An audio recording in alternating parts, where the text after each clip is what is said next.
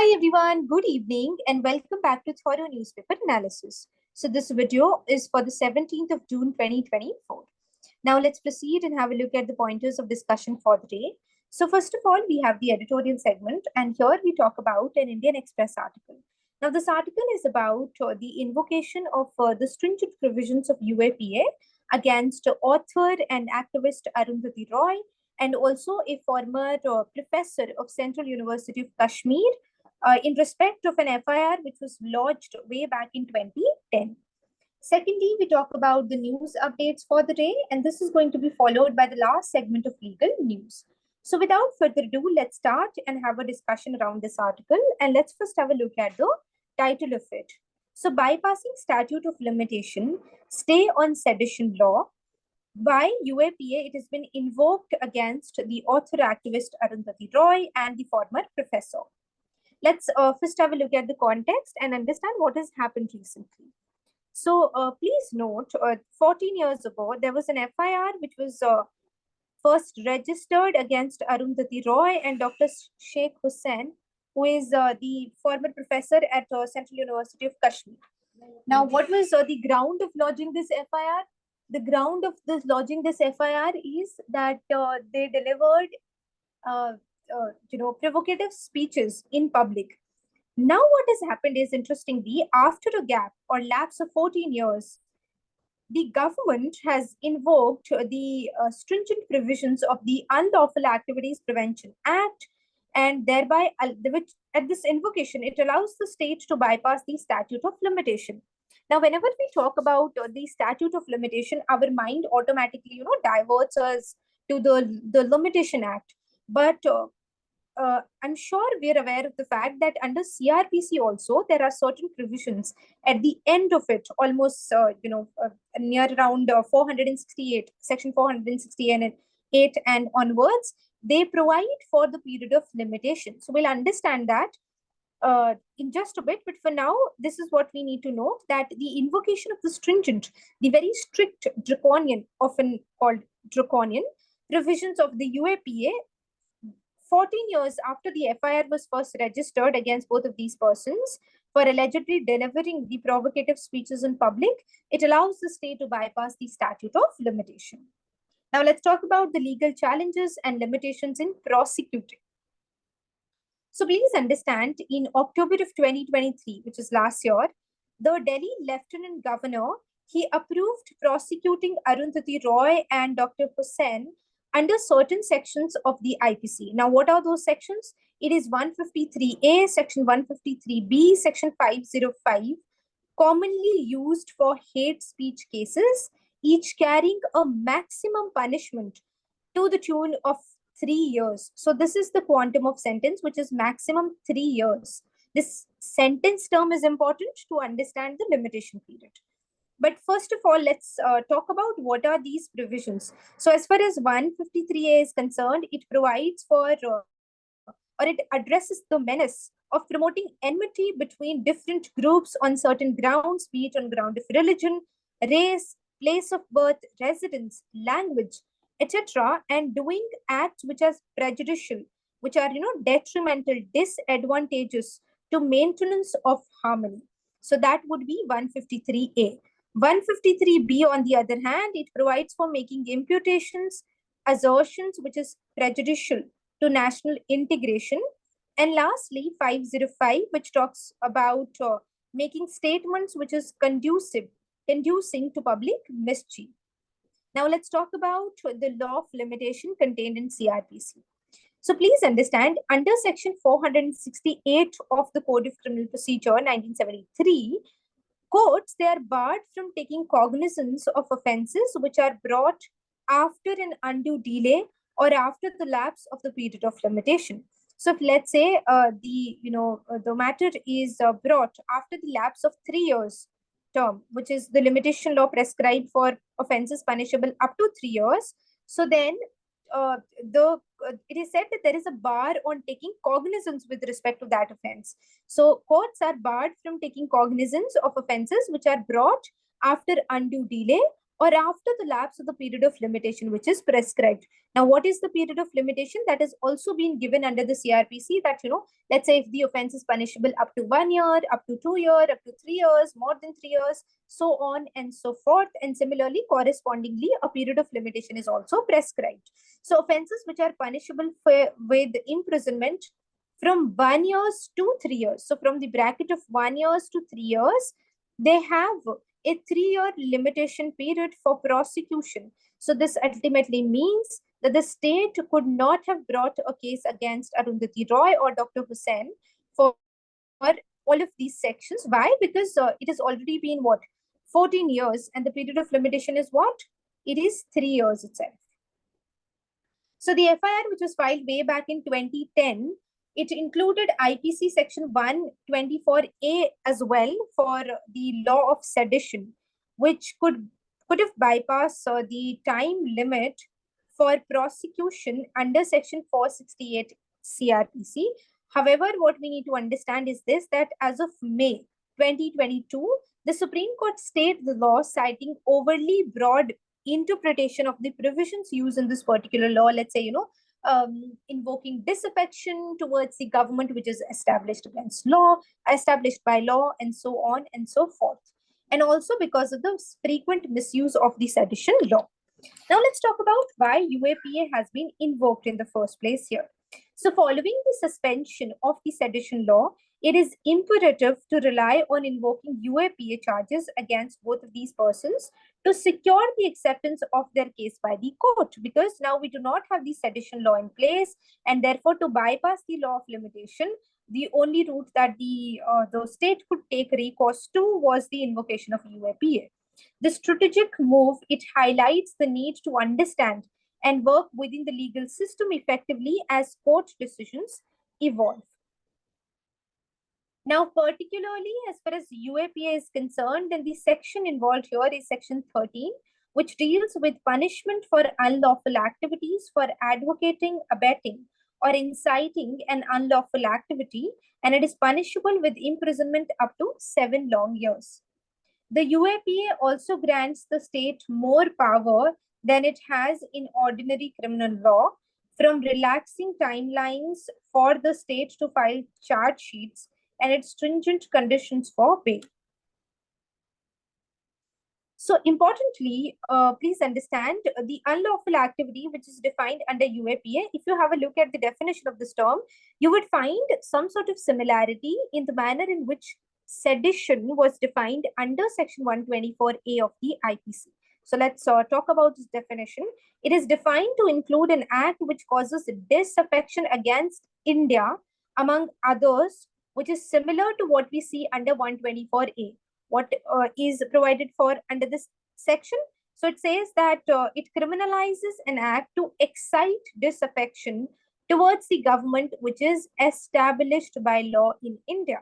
So you invite or excite disaffection towards the government which is established by law in India by, let's say, a provocative speech or an article column, then that is going to be a cue for invocation of this law. So let's talk about what stance has been, taken by the Supreme Court so far as the invocation of sedition law is concerned. So for that, we go back to a 1992 landmark judgment of the Supreme Court, which is in the case of Kedarnath Singh versus the state of Bihar, wherein the Supreme Court issued certain guidelines on invoking the sedition law. And the Supreme Court categorically said therein that it is only when the words, be it in the form of a writing or be it in the form of a speech, etc., whatever may be the medium of communication, which have the pernicious tendency or intention of creating public disorder or of disturbance of law and order, that the law steps in to prevent such activities in the interest of public order. Further, the court said that sure, citizens do have the right of freedom of speech and expression, and a citizen of India by virtue of Article 19 can, write, can express his or her opinions in the form of a speech. That can be done, but as is also very pertinently expressed in Article 19, there are certain, restrictions. So similarly, A citizen has a right to say or to write whatever he likes about the government or about the measures, the policy decisions of the government by way of criticism or comment, so long as it does not. So, what your speech should not do, it should not incite people to violence against the government which is established by law or with the intention of creating public disorder. So while you're delivering the speech, if your intention is to create ruckus, an absolute situation where there's no law and order, situation being maintained, and you just want to incite violence against the government which is established by law, then that would be covered here. So with this, now we proceed to the national news category, and this was the first update. Indian Army receives first batch of Nagastra 1 suicide drones. The Indian Army, it has taken delivery of its first batch of indigenously developed suicide drones, which is dubbed, or so to say, it is called as the Nagastra 1. It is manufactured by Economic Explosives Limited, which is a subsidiary of Solar Industries, and this manufacturing is in Nagpur. It stays in the air over a designated area. It identifies and locks onto the targets before launching a precise attack, and even in mid-flight, the precision and the attack with precision, it can be delivered and done. Next up is an update from Uttarakhand. So there is a changing of names of some tehsils in Uttarakhand. So the Uttarakhand government's proposal to rename Joshimath tehsil in the Chamoli district as Jyotirmath, and the Kosiyakutoli tehsil in Nainital district as the Pargana Shri Kainchi Dham, it has been approved by the center. So which places have been renamed? We have the Joshimath tehsil, and secondly, we have the Kosiyakutoli tehsil. Now, what are the new names? As far as Joshimath is concerned, it is Jyotirmath. As far as Kosiyakutoli is concerned, it is Pargana Shri Kainchi Dham. The demand for renaming Joshimath, it was made to showcase its historical and spiritual significance, as it is believed that the area, it was originally called Jyotirmath after Adi Guru Shankaracharya attained enlightenment there. India reclaims fourth biggest global equity market tag from Hong Kong. The domestic equity markets, they've once again overtaken Hong Kong to reclaim the fourth largest global market tag. India's market capitalization, it has increased by 10% to the tune of $5.2 trillion, following a very strong recovery since election day lows. So we saw how those stock markets crashed, and it saw an absolute low dip. In comparison, Hong Kong's market capitalization, it declined by 5.4% from its peak this year to $5.17 trillion. Hong Kong's market, it has a 12-month forward price to earning ratio of around 9, while India's is at 20 times. World Bank partners with Chennai for zero waste goal. So the World Bank, it will lend its support to the Greater Chennai Corporation to achieve sustainable waste management in the city of Chennai. The World Bank plans to enhance solid waste management across the city and state for about 20 years. Additionally, it will conduct a study on the current status of solid waste management in the city, following which it will suggest reforms to be implemented in such cities like Chennai. Tata Group in talks to acquire a majority stake in Vivo's India unit. Tata Group, it is in talks of acquiring a majority stake in Vivo's Indian smartphone unit. The phone maker has been seeking local partners as the government wants the involvement of Indian companies in its operations, manufacturing, and distribution. Artificial islands to be formed in Kavinadu, Kanmoi, near the Pudukottai district in Tamil Nadu. The Pudukottai district administration and the Madai Area Integrated Farmers Association, they're working together to create an artificial island, and this is in Kavinadu, Kanmoi, which is a large irrigation tank in the Pudukottai district of Tamil Nadu. The project, it was being implemented with the technical guidance from Tamil Nadu Green Climate Company, which is established by the state government to oversee missions focused on climate change, on wetlands, and environmental conservation on Tamil Nadu. Now, this has brought us to the international news segment for the day, and first update is from Bangladesh. So, Lieutenant General Waker-Uz-Zaman, he has been appointed the Army Chief for Bangladesh. Waker-Uz-Zaman, he currently serves as the Chief of General Staff of Bangladesh Army and will be promoted to the rank of General, assuming the role of Chief of the Army for Bangladesh. Priorly, or to say previously, he served as the Principal Staff Officer to the Prime Minister in the Armed Forces Division under the Prime Minister's office. Next up is an update in the world of sports for today. Ariarne Titmus sets world record in women's 200-meter freestyle. Ariarne Titmus broke the world record in the women's 200-meter freestyle, and this happened in Australian Swimming Trials 2024. Titmus also breached Swimming Australia's Olympic qualification time for the Paris Olympics 2024 in the women's 200-meter and 400-meter freestyle race. She won Olympic gold medal at Tokyo back in 2020 in both events, that is 200 and 300-meter styles. Next up is an update from South Africa, where we have a change of power of command, so to say. So Cyril Ramaphosa, re-elected president of South Africa. Cyril Ramaphosa is re-elected as South Africa's president following a landmark coalition deal between his African National Congress and the opposition parties.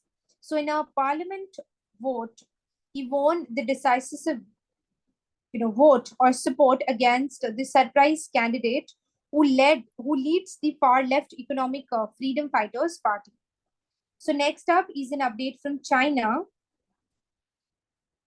This is in the segment of defense. So Egypt and Bahrain, they have joined China as international partners to develop and deliver scientific instruments for Chang'e 7 mission.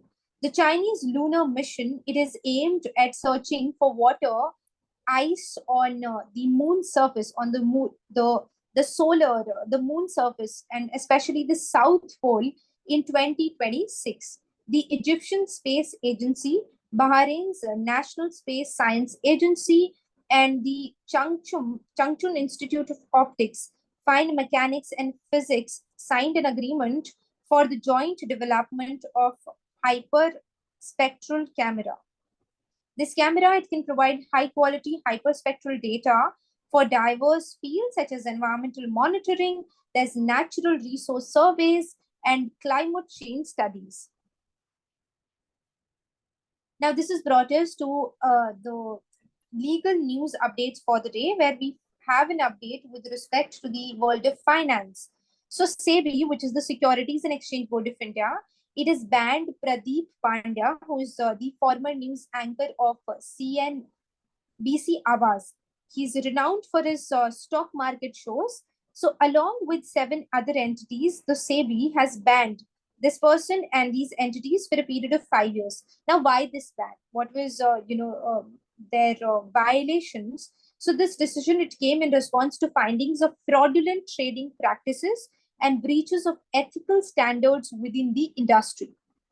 In an investigation of Pradeep Pandya's trading activities, it was found and discovered that he shared confidential stock recommendations with Alpesh Furia. He used the latter, Alpesh, he used his privileged information, privileged information which was delivered at the instance of Pradeep, to make trades through his accounts and related businesses. So SEBI's order held that there was a systemic exploitation of information asymmetry within the securities market. SEBI held that Pandya violated prohibition of fraudulent and unlawful trade practices norms because not only did He breached ethical standards, but he also eroded investors' confidence in the market integrity. Furthermore, the actions of Pandya and Alpesh violated the SEBI Prohibition of Insider Trading Regulation of 2015, which aims at preventing the trading based on non-public information that could affect the prices of securities. Panda, Firya, Alpesh, and other entities involved, they have been barred from accessing the securities market and engaging in any trade activities for a period of next 5 years. Additionally, SEBI has levied fines on these two persons and the associated entities, totaling totaling to the tune or worth of rupees 2.6 crore collectively. So this has brought us to an end of our DNA. Thank you so much for watching. Have a wonderful day ahead.